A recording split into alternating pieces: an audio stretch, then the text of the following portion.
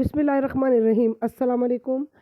आज की वीडियो में हम जो आपको इन्फॉर्मेशन देने जा रहे हैं वो तरबियती कैंप्स के हवाले से और तरबियत के हवाले से मुख्तलिफ़ सवालात के जवाबात हैं जो आपके जहन में हैं या आप गवर्नमेंट से वजारत से पूछना चाह रहे हैं। वजारत ने उसकी वजाहत पहले से ही कर दी है, हम आपको उनसे आगाह करते हैं। अगर आपने हमारा चैनल सब्सक्राइब नहीं किया तो प्लीज़ सब्सक्राइब कर लीजिए और बेल आइकन प्रेस कर दीजिए ताकि आपको मालूमात तक रसाई होती रहे। बहुत शुक्रिया। अब चलते हैं तफसीलात की तरफ। जी, सवाल नंबर 1 कि क्या गवर्नमेंट की तरफ से दी जाने वाली तरबियती क्लासेस में शिरकत ज़रूरी है? इसका जवाब है जी, बहुत ज़रूरी है। क्लास ना ली तो हज के लिए नाअहल भी किया जा सकता है। ये सबसे ज़्यादा अहम इम्पॉर्टेंट क्वेश्चन है। दूसरा ये है कि इन हज तरबियती क्लासेस में ऐसी क्या बात है कि इनमें शिरकत ज़रूरी है? हम तो यूट्यूब से वीडियोस देखकर भी हज सीख सकते हैं और जगह भी हज तरबियती प्रोग्राम होते हैं, वो दूर होते हैं, उनमें शिरकत कर सकते हैं। तो इसका जवाब है आप ज़रूर प्राइवेट हज तरबियती क्लासेस में भी शिरकत कीजिए ताकि मज़ीद पुख्तगी हो जाए और यूट्यूब से भी सीखें। लेकिन यहाँ पर जो सरकारी हज तरबियती मराकज़ है वहाँ पर ट्रेनिंग ज़रूरी है। जी, तीसरी बात ये है, ये जो क्वेश्चन है कि मैंने तो पहले काफ़ी हज किए हुए हैं, मुझे इन क्लासेस की ज़रूरत नहीं है, मुझे हज के बारे में काफ़ी मालूमात है। इसके जवाब में ये कहा गया है कि ये आपकी अपनी सोच है जो मुनासिब नहीं है, आपको मुनासिब के हज पर अबूर हासिल नहीं है। हर साल मिनिस्ट्री की तरफ से नई हिदायत जारी की जाती हैं और कुछ हिदायत सऊदी हुकूमत की तरफ से भी जारी की जाती है या तब्दील की जाती हैं। उनके बारे में मालूमात आपको इन क्लासेस के ज़रिए ही होंगी और अगर आपको इन ज़ाम के मुताबिक पहले ही बहुत सी मालूमात है तो ये क्लासेस लेकर वो ताज़ा हो जाएंगी। यहाँ इंतज़ामी अमूर भी सही से तरतीब से बताए जाते हैं और आपको नई जो चेंजेस आई हैं उसके बारे में भी आगाह किया जाएगा। सवाल नंबर 4 के तरबियती मुकाम तक आने में मुझे काफ़ी वक्त लगेगा, जगह बहुत दूर है और छुट्टी भी ऑफिस लेने पड़ती है। तो अगर मैं अपने करीबी मुकाम में होने वाली प्राइवेट क्लासेस में शिरकत कर लूँ तो ये काफ़ी है। तो इसके जवाब में कहा गया है कि आप कोशिश करें कि तरबियती क्लासेस की अहमियत को समझें और एक आध छुट्टी करके ज़रूर तशरीफ़ लाएँ और अल्लाह ताला आपको हज मबरूर नसीब फरमाए। हज तरबियती क्लासेस लेने की क्या ज़रूरत है, शायद मुझे समझ ही ना आए, जैसे दूसरे हाजी साहिबान कर रहे होंगे या मैं भी उसी तरह कर लूँगा। इसके जवाब में कहा गया है कि इतना अहम फरीज़ा जो ज़िंदगी में एक ही बार फ़र्ज़ है, जो कौली बदनी और माली इबादत का मजमुआ है, इतनी खतीर रकम भी खर्च की है, इसको बग़ैर सीखे हुए पूरा करना नामुमकिन है। मेरी हज तरबियती क्लास का मैसेज तो कराची में आया है क्योंकि मैंने खुद ही पोर्ट कराची मुंतखब किया था, लेकिन अब मैं लाहौर में या किसी और शहर में हूँ तो इस मकसद के लिए कराची जाना लाजमी है या मैं लाहौर में होने वाली तरबियती क्लासेस में शिरकत कर लूँ।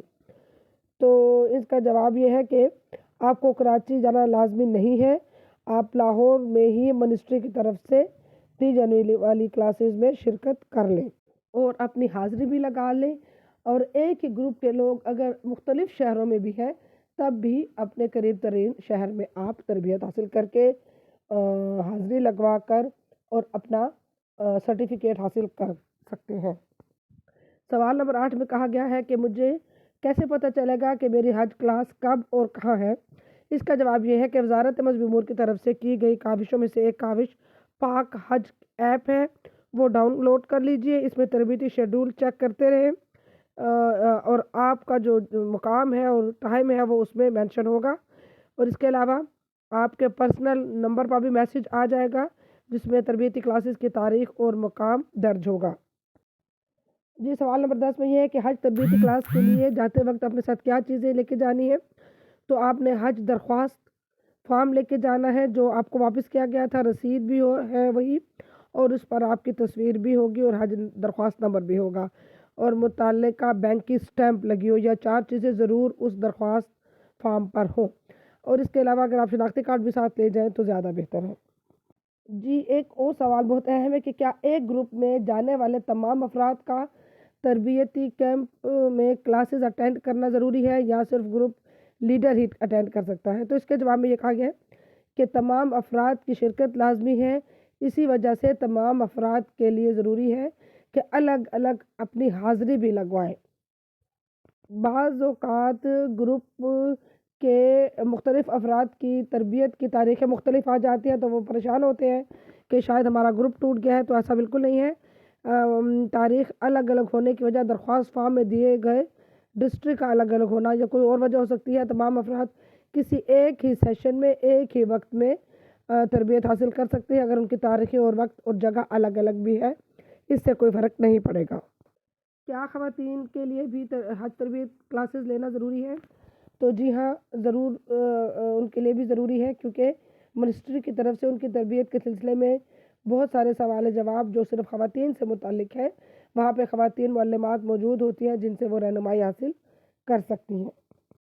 کیا اس طرح کیا جا سکتا ہے کہ ایک فرد دوسرے کی حج درخواست دکھا کر حاضری لگوا لے؟ تو یہ بھی ایک سوال ہے، تاہم منسٹر نے اس کا جواب یہ دیا ہے کہ بہت ہی نامناسب اور دھوکہ دہی والا رویہ ہے، اور اگر وہ فرد تربیتی کلاسز میں موجود ہے اور آپ اس کے اٹینڈنس لگوا رہے ہیں تو کوئی حرج نہیں، لیکن اگر وہ موجود نہیں ہے اور اس کی حاضری لگوا رہے ہیں تو یہ غلط ہوگا۔ سوال نمبر 14 یہ ہے کہ اگر گروپ کے ایک فرد کے پاس تربیتی کلاس کا میسج آ جائے اور دوسرے فرد کے پاس نہ آئے تو وہ کیا کرے؟ تو اس کا جواب یہ ہے کہ بسا اوقات کسی وجہ سے میسج نہیں بھی آتا، آپ پاک حج ایپ بھی چیک کرتے رہے، اگر کسی فرد کے پاس میسج نہ بھی آئے تو وہ بغیر میسج کے بھی ان کلاسز میں حاضری ضرور لگائیں۔ اگر کوئی اپنے شیڈول کے مطابق اپنی تربیتی کلاس نہ لے سکے اور اس میں شرکت نہ کر سکے یا لیٹ ہو جائے تو پھر وہ کیا کرے؟ تو اس کا جواب یہ ہے کہ اپنے ہی شہر میں یا قریبی کسی بھی شہر میں منسٹری کی طرف سے ہونے والی دیگر کسی بھی پروگرام میں شرکت کر کے اپنی حاضری لگوا لے اور وہاں پہ تربیت حاصل بعد میں بھی کر سکتا ہے۔ سوال نمبر 18 میں یہ ہے کہ کیا منسٹری کی طرف سے کوئی تربیتی مواد فراہم کیا جاتا ہے؟ تو جواب یہ ہے کہ پاک حج ایپ پر منسٹری کی طرف سے رہنمائے حج کتابچہ، تمام ضروری معلومات بما سلائیڈ اور تصاویر اور کچھ اہم ویڈیوز بھی اپلوڈ کی، آپ ان سے بھی معلومات حاصل کر سکتے ہیں، اور تربیت کے دوران بھی آپ سلائیڈز وغیرہ سے اپنی پکچرز لے کر اپنے پاس معلومات رکھ سکتی ہیں۔ جبکہ تربیتی کیمپس میں بھی صرف بیانات ہی نہیں ہوتے بلکہ تصاویر اور سلائیڈز کے ذریعے ویڈیوز کے ذریعے بھی سمجھایا جاتا ہے اور آپ کے مختلف سوالات کے جوابات بھی دیے جاتے ہیں۔ جی، سوال نمبر 20 میں یہ پوچھا گیا ہے کہ اوورسیز پاکستانی عازمین حج کیسے تربیت حاصل کریں گے؟ پاکستان واپس آنے کے بعد متعلقہ حاجی کیمپ میں جا کر تربیتی سیشن اٹینڈ کر لیں، جو تمام حاجی کیمپس میں پہلی فلائٹ سے آخری حج فلائٹ تک روزانہ کی بنیاد پر ٹریننگ دی جاتی ہے۔ تو آپ جو اوورسیز پاکستانی ہیں وہ وہاں بھی تربیت حاصل کر سکتے ہیں۔ یہ کچھ ایسے سوالات تھے جو حجاج کرام کے ذہنوں میں تھے، جن کے جوابات جو ہیں منسٹری نے دے دیے ہیں، اور آپ اس کے علاوہ مناسک کے ساتھ ساتھ انتظامی امور پر بھی توجہ دیں، زیادہ سے زیادہ حج سیکھیں، کتابوں کا مطالعہ رکھیں، رمضان المبارک کے بعد سے روزانہ 3 کلومیٹر پیدل چلنے کی عادت ڈالیں، اپنے اندر صبر و برداشت اور حوصلہ پیدا کریں۔ اللہ تعالیٰ آپ سب کو حج مبرور نصیب فرمائے، آمین یا رب العالمین۔